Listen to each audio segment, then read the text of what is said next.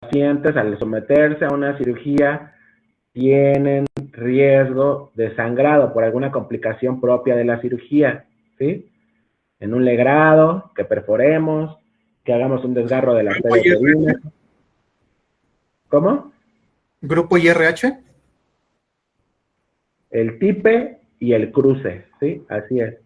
Hay que pedirle el tipe, que es para que nos digan el tipo sanguíneo, y cruzarle sangre, ¿sí? Para que haya sangre disponible en reserva para el procedimiento quirúrgico, ¿sí? Entonces, ¿cuáles son los estudios, Diego Fabián? La biometría hemática, química sanguínea, tiempos de coagulación y el tipe y cruce. Perfecto, parece que ahora sí estudiaste, muy bien. Entonces empezamos la clase. Entonces estos son los estudios para cualquier procedimiento quirúrgico, ¿sí? Y ya ahorita vamos a ver lo más importante, que es detectar el embarazo ectópico cuando no está roto, ¿sí? Porque ya cuando está roto, pues ya se tiene que hacer el procedimiento de urgencia, se le puede quitar la trompa, incluso el ovario, o hay veces que dependiendo de la localización, hasta el útero o matriz, que es lo mismo. Pero entonces lo importante de este tema es detectarlo a tiempo, ¿sí? Y hacerle procedimientos no tan invasivos, como una cirugía abierta, para preservar la fertilidad de la paciente, ¿sí? Entonces vamos con el tema. Bueno, buenas tardes, doctor y compañeros. Nosotros somos el equipo 5, el cual está compuesto por mi compañera Juárez Blanco Emma, López Huerta Danae y por mí, Armando Hilas Castillo. Y bueno, y nosotros les vamos a exponer el tema de embarazo ectópico. Siguiente, por favor. Bueno, antes que nada, lo que se va a abordar en esta exposición, pues va a ser la definición de embarazo ectópico, algunos datos epidemiológicos, así como la etiología y los factores de riesgo relacionados, la fisiopatología, las manifestaciones clínicas, el diagnóstico, tratamiento y al final, pues una actividad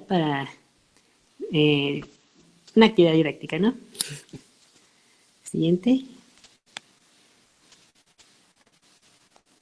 Y los objetivos que se buscan con esta exposición, pues como objetivo general tenemos describir las características generales del embarazo ectópico y como particulares identificar las manifestaciones clínicas de un embarazo ectópico, conocer las pruebas diagnósticas útiles para el padecimiento y también las medidas terapéuticas con las cuales se puede tratar la condición.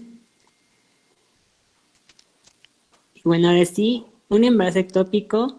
En la implantación va a ocurrir en un sitio fuera del endometrio, en la cavidad uterina principalmente, o en los lugares donde se puede llegar a implantar, suelen ser las trompas uterinas, el cuello, el ovario, la cavidad abdominal, y por lo general los embarazos ectópicos no llegan a término y estos finalmente culminan con su ruptura. En otras palabras, un embarazo ectópico pues se va a definir cuando el ovocito fertilizado se va a implantar pues fuera de la cavidad endometrial. Siguiente, por favor. En cuanto a su epidemiología, se tiene que la incidencia del embarazo ectópico suele ser de aproximadamente de 2 de 100 embarazos diagnosticados. El embarazo ectópico suele ser responsable del 9% de las muertes relacionadas con el embarazo. Se ha visto que su incidencia ha aumentado, pero esta llega a alcanzar hasta el 1 o 2%.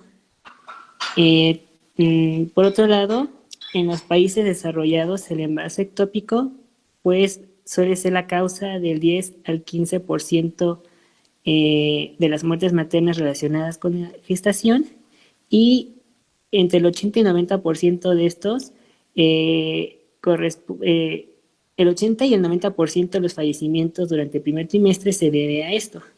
También esta suele ser una causa importante de abdomen agudo en ginecología.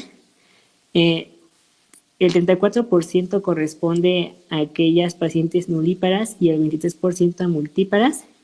Y en cuanto a edades, el 48% de las mujeres se encuentran entre 30 a 39 años y el 36% entre 20 a 29 años. Siguiente, por favor. Entre las localizaciones más frecuentes, se tiene que el lugar de implantación más frecuente suele ser la trompa uterina en aproximadamente 98% de los casos. En la trompa uterina, el 80% corresponde a la zona ampular, el 12% al istmo, el 2% a la zona intersticial y el 6% a las fimbrias. Además, hay otras localizaciones que suelen ser raras, como lo es el ovario. Esta tiene una incidencia del 0.15%, así como el cérvix y el abdomen. Estos embarazos extratubáricos se ven con mayor frecuencia en aquellas gestaciones que se han conseguido por el uso de técnicas de reproducción asistida y ya.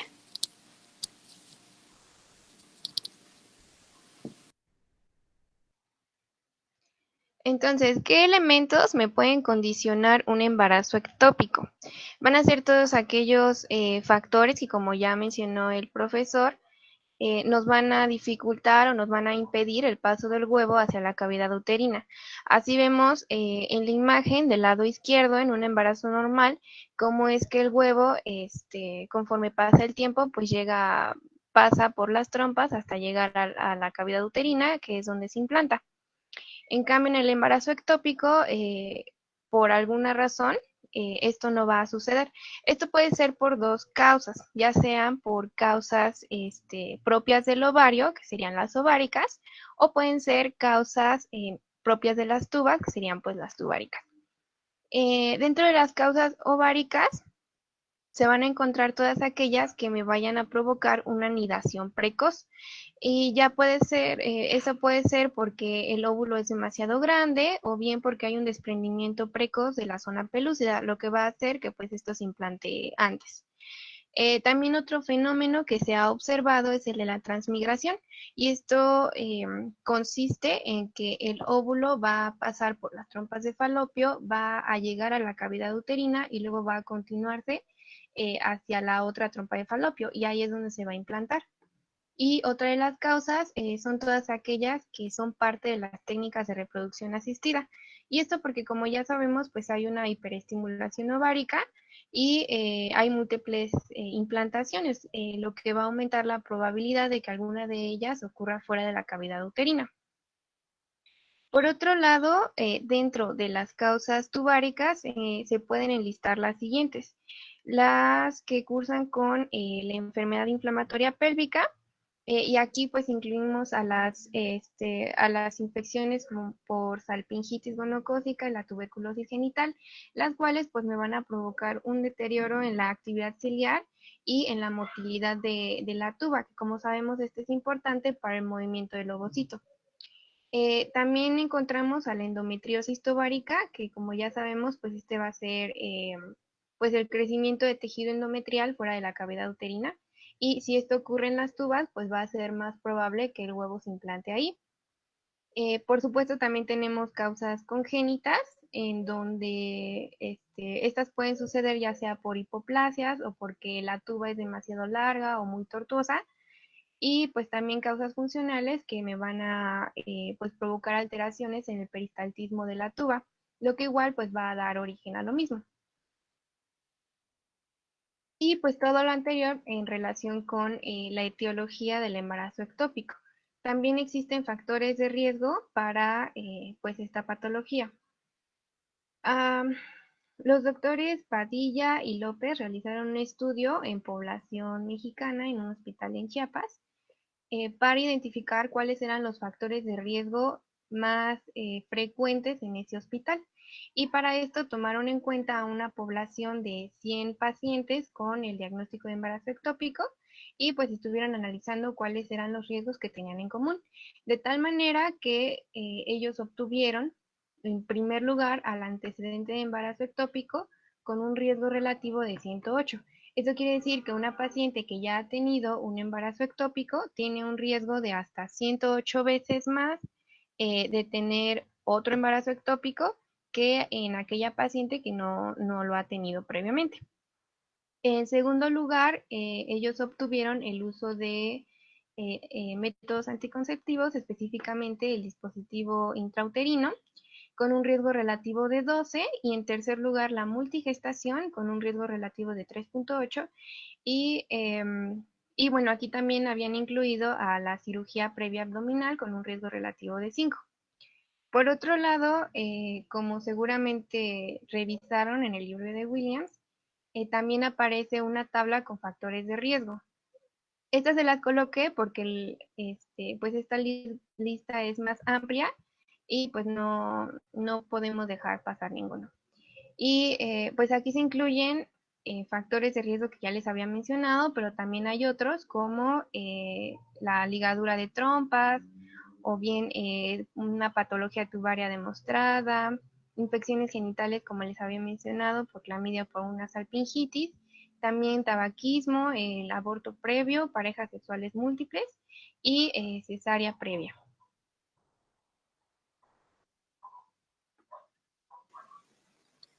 ¿Sí me escuchan? Sí.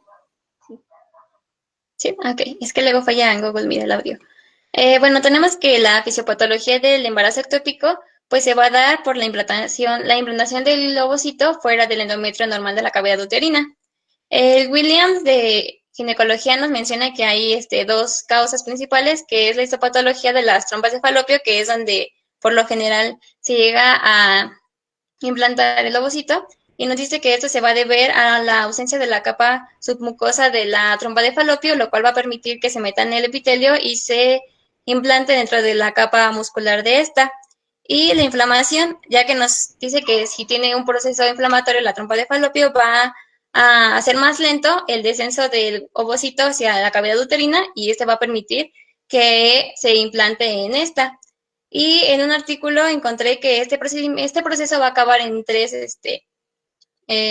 diferentes, va a tener tres diferentes finales o tres diferentes procesos, por así decirlo, que va a ser la ruptura tubárica, que esta va a haber un aumento de la presión intrauterina, lo cual va a causar una ruptura de esta y va a venir con una hemorragia intensa, y esta principalmente se va a dar en una implantación ísmica o intersticial de la trompa uterina. El aborto, que esta va a ser implantación en el segmento distal de la trompa y va a venir con sangrado mínimo, y esta puede ser cuando se da la implantación en la parte ampular o fímbrica de la trompa, y la reabsorción espontánea, en la cual pues sí va a haber un poco de hemorragia, pero los síntomas sí no van a ser muy, ¿cómo decirlo? No van a ser como bien determinados, y solamente se va a dar la reabsorción de la misma y se va a expulsar de la cavidad y no va a tener mayor problema. Siguiente.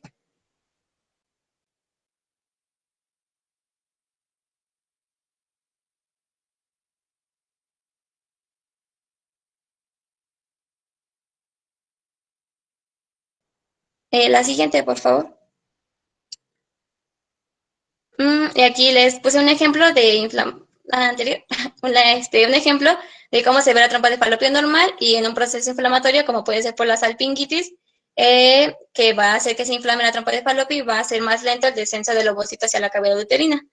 Siguiente. Siguiente. Y bueno, aquí está la ruptura que les mencionaba, que ese va a ser cuando mayor hemorragia va a haber a la hora del embarazo ectópico. La siguiente. Otra. Y bueno, aquí está igual la ruptura y el aborto, que van a ser uno de los dos finales, que va a tener esta implantación fuera del endometrio uterino. La siguiente.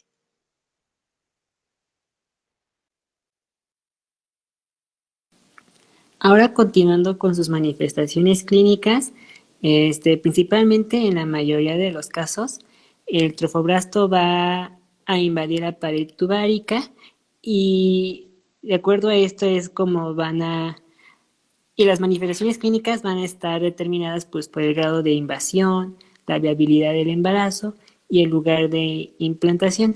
Siguiente. De forma general, muchas gestaciones ectópicas pueden llegar a ser asintomáticas y resolver como abortos espontáneos. Los síntomas del embarazo ectópico varían y a menudo suelen faltar hasta la rotura, aunque en la mayoría de las pacientes se va a presentar un dolor pelviano o abdominal tipo cólico, brusco intenso, en el hemiabdomen inferior. Además de esto, se acompaña de sangrado vaginal y puede o no faltar la menstruación. Esto va a constituir la triada clásica del diagnóstico clínico y se menciona que se presenta en aproximadamente el 50% de los casos de embarazo ectópico. Por otro lado, la ruptura puede ser precedida por un dolor repentino intenso y esto puede ser seguido de un síncope o de signos de síntomas de shock, de shock hemorrágico o incluso peritonitis.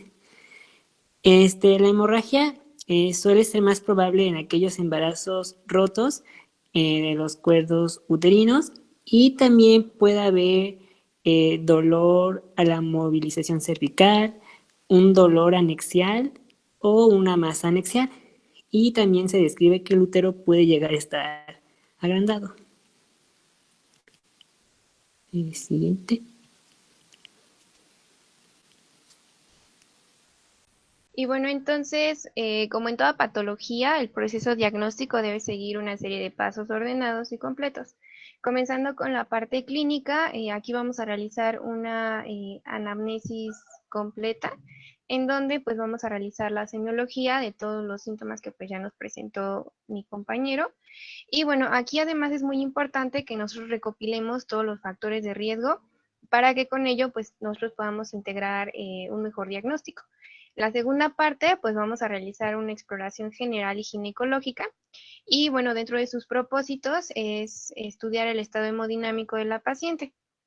En la exploración ginecológica, además de los aspectos que ya se nos mencionaron, los más característicos son una sensibilidad abdominal bastante marcada, así como sensibilidad pélvica, principalmente o demostrándose como dolor durante la movilización del cuello uterino.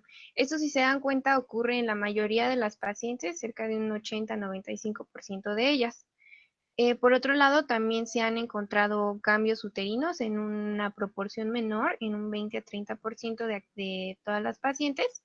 Y bueno, la bibliografía menciona que en realidad pues estos cambios uterinos son pues algo sutiles e incluyen pues el ligero crecimiento del útero, como ya se había mencionado. Además, también es posible encontrar en cerca de la mitad de las pacientes una tumoración anexial, que pues se va a encontrar del lado contralateral a donde se encuentra el embarazo ectópico. Aquí mencionan que pues en realidad este porcentaje es muy variable porque como las pacientes se presentan con cuadro de abdomen agudo, no es muy fácil realizar la exploración en estas pacientes. Y bueno, con todo esto, nosotros podríamos integrar únicamente la sospecha de diagnóstico de embarazo ectópico. Sin embargo, la guía de práctica clínica nos dice que siempre que nosotros tengamos la sospecha, debemos realizar estudios complementarios para confirmarlo. Porque como ya sabemos, el embarazo ectópico roto pues constituye una emergencia obstétrica. Claro que aquí también menciona que si la paciente se encuentra hemodinámicamente inestable, no vamos a, digamos, tener toda la paciencia para realizar estos estudios, sino que se va directamente pues a cirugía. Bueno, primero se estabiliza y luego ya se va a cirugía. Dentro de los estudios complementarios se encuentran los siguientes. Comenzando con las pruebas de laboratorio, aquí va a tomar especial protagonismo la toma de la gonadotropina coriónica en su fracción beta. Y aquí el hecho de que esta prueba se encuentre positiva, pues no quiere decir que no nos indica, solamente nos está diciendo que hay un embarazo, pero no nos dice si el embarazo está dentro o está fuera del útero. Lo que sí se ha encontrado en diversos estudios es que en las pacientes con embarazo ectópico estos niveles están disminuidos. Como ya sabemos, en un embarazo normal los valores de esta gonadotropina se duplican cada 2 o 3 días y en las pacientes con embarazo ectópico estos niveles no lo hacen. La guía de práctica clínica pone el valor de menor a las 2.000 miliunidades internacionales como un valor que nos hace pensar o sospechar en el diagnóstico de embarazo ectópico.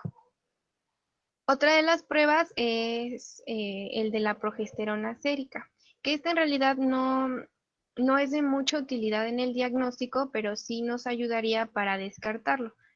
Eh, Se ha observado que en un embarazo normal, los niveles de progesterona se encuentran por arriba de los 25 nanogramos por mililitro. Así que si nuestra paciente tiene 30, 35, etcétera, es muy poco probable que sea un embarazo ectópico. Pero si estos se encuentran por debajo de los 25, tampoco nos está diciendo que sea un embarazo ectópico, solamente nos está diciendo que no está siendo un embarazo normal. Y otra de las pruebas, pues es la biometría hemática, que no va a ser más que reflejarnos cambios, principalmente cuando la paciente presenta hemorragia. Y aquí se menciona mucho que en estos casos presentan una anemia bastante marcada. Continuando con los estudios, encontramos a la ecografía, y esta se presenta en dos modalidades, la transvaginal y la transabdominal. En el caso de la transabdominal, se menciona que no es muy útil porque es muy difícil observar un ectópico tubario y como ya sabemos, pues es uno de los más frecuentes. Entonces, que nos va a servir mucho más va a ser la ecografía transvaginal. De acuerdo con guías básicas para la interpretación de ecografías, se menciona que se deben realizar los siguientes pasos. Primero, analizar la cavidad endometrial. Cuando nosotros estemos viendo la cavidad endometrial, nosotros vamos a estar buscando un saco gestacional. Si nosotros encontramos el saco gestacional en la cavidad endometrial, pues prácticamente estamos excluyendo el diagnóstico de embarazo ectópico. Aquí es importante saber que el saco gestacional se desarrolla o más bien lo podemos observar entre la cuarta y la quinta semana de gestación. Entonces, si nuestra paciente tiene 2 o 3 semanas, pues ni siquiera lo vamos a poder ver y no significa precisamente que sea un embarazo ectópico. Después de esto, analizamos el fondo de saco de Douglas o el fondo de saco rectouterino, que en caso de que sea un embarazo ectópico roto o hemorrágico, la sangre tiende a acumularse en este espacio. Entonces vamos a buscar líquido libre peritoneal, que igual como ya se mencionó, al ser líquido va a mostrar una figura anecoica, es decir, oscura o negra. Y después analizamos la región anexial, lo que incluye a los ovarios y pues todas las demás partes circundantes. Aquí estamos buscando pues el saco gestacional o si ya está pues un embrión extrauterino. Aquí la guía de práctica clínica nos menciona la búsqueda de una masa anexial compleja, la cual se va a definir como una masa de características heterogéneas con zonas de mayor y menor ecogenicidad. Aquí como vemos en la imagen, que bueno, fue la que encontré en donde se veía un poco como más claro. Lo que nosotros vamos a ver es una figura redonda con un anillo grueso ecogénico, que sería este de aquí, o sea, un poco como claro, y con un centro anecoico, que sería este de aquí, que de acuerdo con la revista en donde saqué esta imagen, mencionan que tiene una apariencia de rosquilla o de dona. Y pues también aquí, como ya sabemos, la zona más frecuente en donde se puede implantar es en las trompas, entonces podríamos encontrarlas a estas con un tamaño ligeramente aumentado. Otra de las pruebas, que bueno, más bien es una técnica, se menciona, esta no se menciona en la guía de práctica clínica, pero sí en otra bibliografía, y es la cultocentesis. Y esta técnica se utiliza para para el embarazo ectópico roto, cuando está roto. Y para esto se va a llevar el fornix posterior hacia adelante, hacia la sínfisis pubiana, y se va a introducir una aguja de gran calibre entre 16 y 18 en el fondo de saco rectouterino, que como ya les había mencionado, aquí es donde se tiende a acumular la sangre. Entonces, si aquí hay líquido, se va a aspirar y entonces se va a analizar. Si esta es sangre y además coagula, pues se excluye el diagnóstico de ectópico roto, pero si esta es sangre y no coagula, pues ya se acerca más hacia el diagnóstico. Continuando con las pruebas, encontramos al legrado uterino. Bueno, en realidad estas dos pruebas se utilizan más cuando las pruebas anteriores no resultan concluyentes o si nosotros todavía tenemos la duda diagnóstica. Entonces se puede realizar un legrado uterino, el cual es especialmente útil para hacer el diferencial con aborto. Y también podríamos realizar una laparoscopía, la cual ha resultado bastante útil en los últimos años. Bueno, se menciona que ha sido muy útil, incluso muchos se atreven a decir que es la mejor prueba para realizar el diagnóstico de embarazo ectópico. Y ya si no hay laparoscopía, también se puede realizar una laparotomía.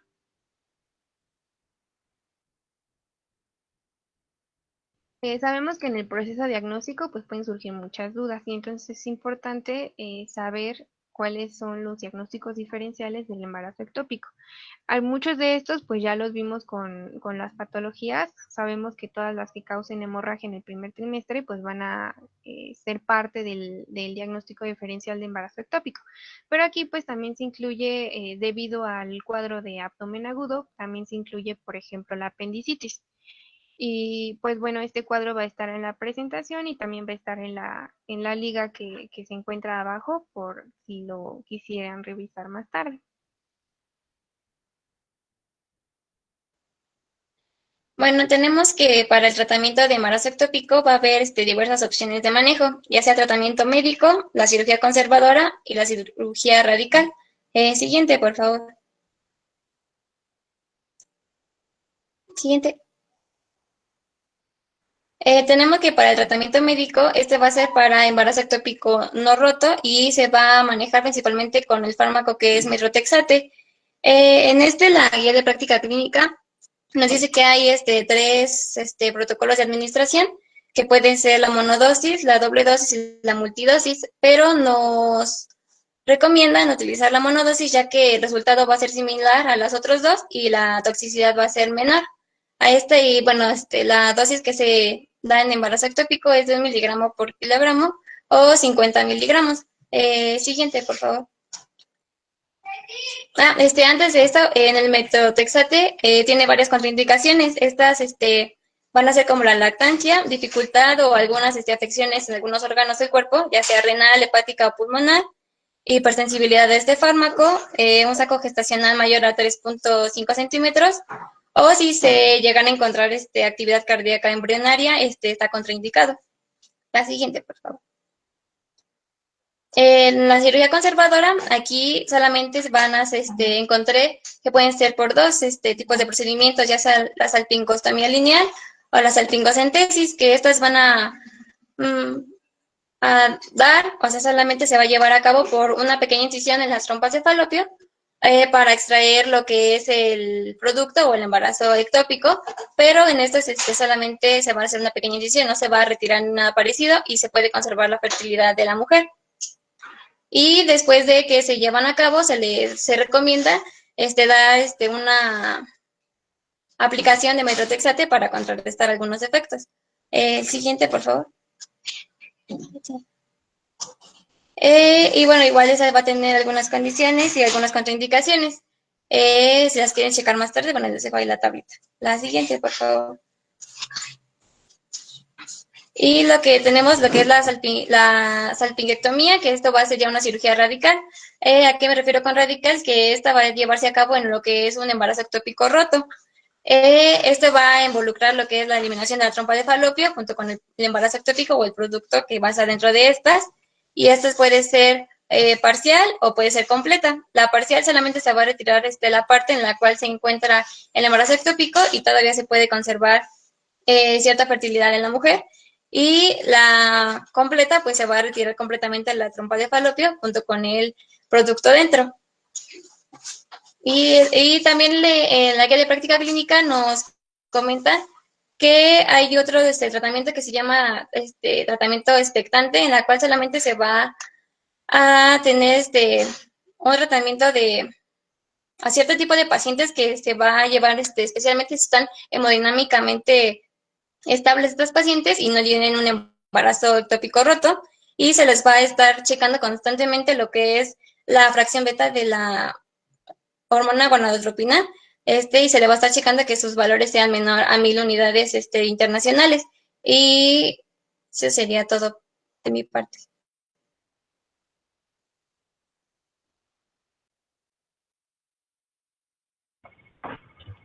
¿Por qué vía se indica el metrotexato? Intramuscular. ¿Y a qué dosis? Así. Buena pregunta, esa sí no me la sé. En la guía de práctica clínica dice que 50 miligramos por Así. metro cuadrado de la sustancia corporal. Ajá. Así es. Y de aquí la importancia, otra vez regresando a la primera clase que tuvimos de embarazo de alto riesgo, de aquí la importancia de recordar cuáles son los estudios que tenemos que pedir en la primera consulta, ¿sí? ¿Qué estudios se tienen que pedir en la primera consulta, Abril?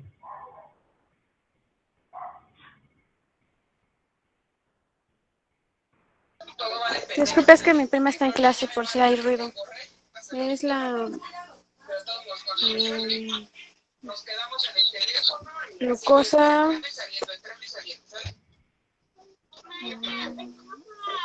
También. Me acuerdo. Así es, Naomi.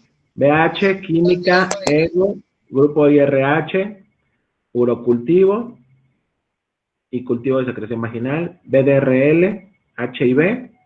Esos son los estudios de laboratorio. ¿Y qué estudio de gabinete tenemos que pedir también en nuestra primera consulta prenatal? Pues obvio, el ultrasonido, ¿sí? O ecografía. Ultrasonido o ecografía es lo mismo, ¿sí? Tanto para ver cómo está el producto, ver que esté vivo y ver que esté adentro, ¿sí? Adentro del útero. Esa es la importancia de pedir nuestros estudios de laboratorio y gabinete en la primera consulta prenatal, ¿sí?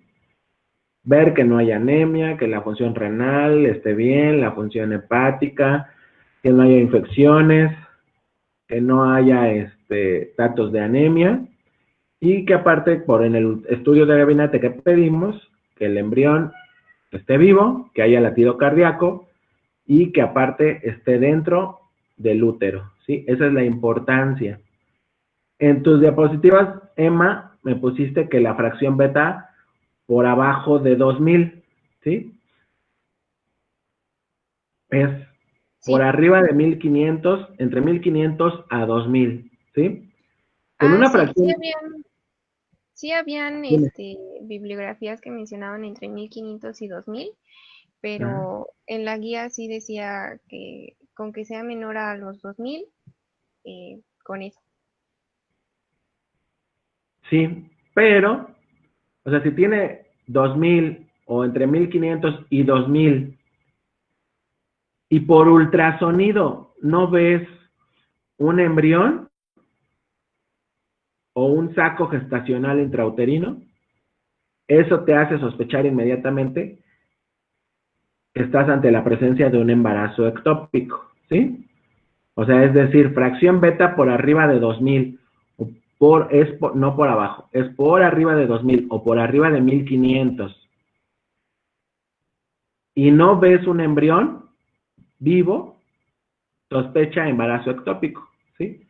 Porque con esa fracción beta ya tienes que estar viendo un embrión con latido cardíaco, Si no lo ves, en el ultrasonido tienes que sospechar. Y si el ultrasonido nada más te reporta que ausencia de saco gestacional intrauterino, pero la presencia de una imagen con ecos mixtos en algún anexo, o con presencia de imagen de doble burbuja o un quiste, sospecha que hay un embarazo ectópico, ¿sí?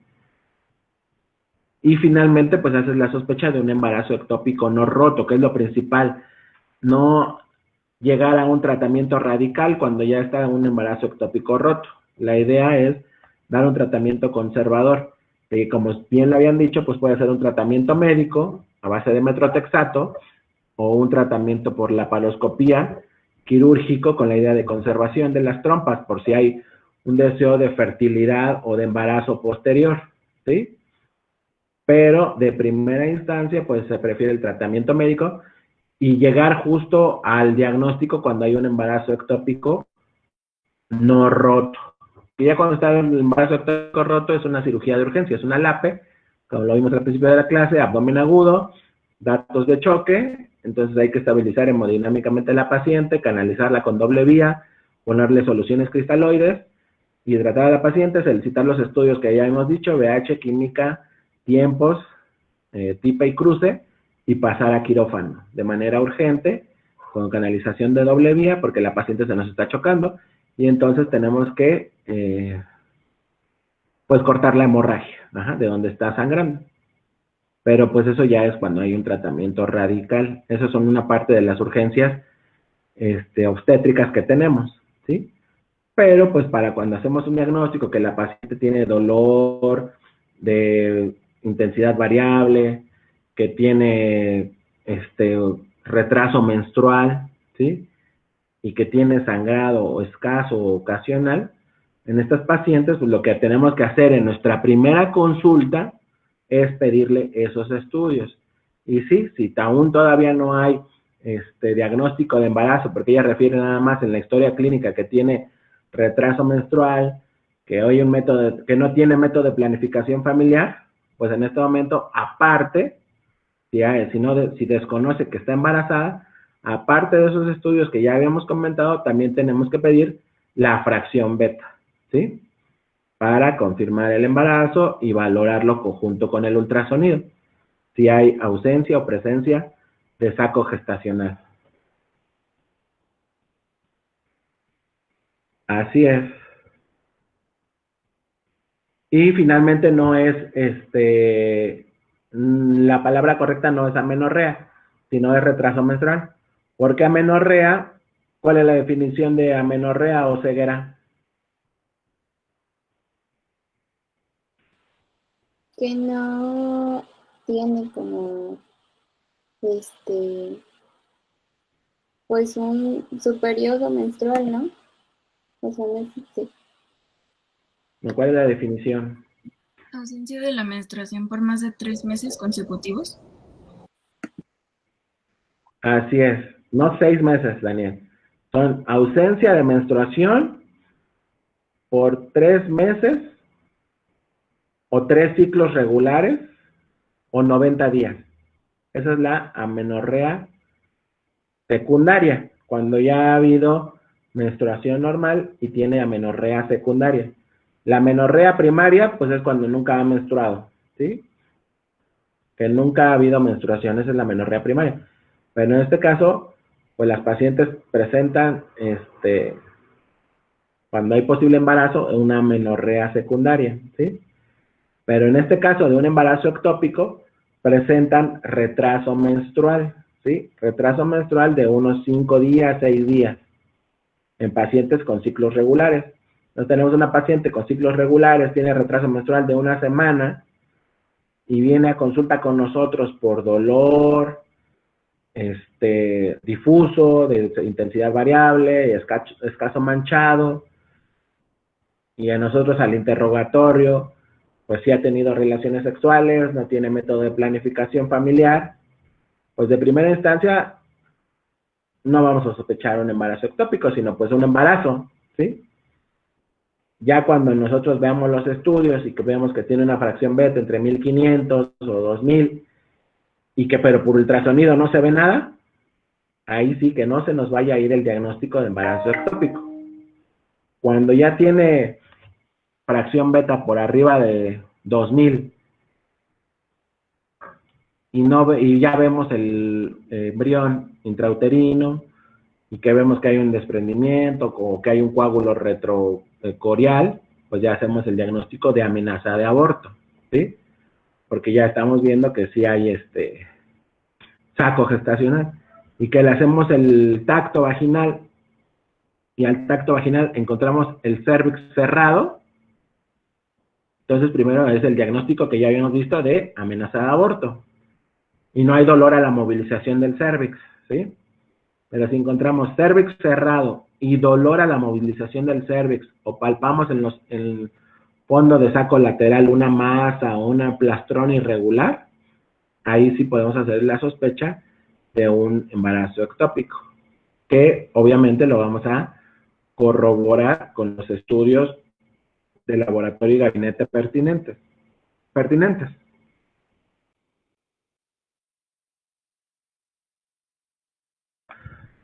¿Dudas, preguntas?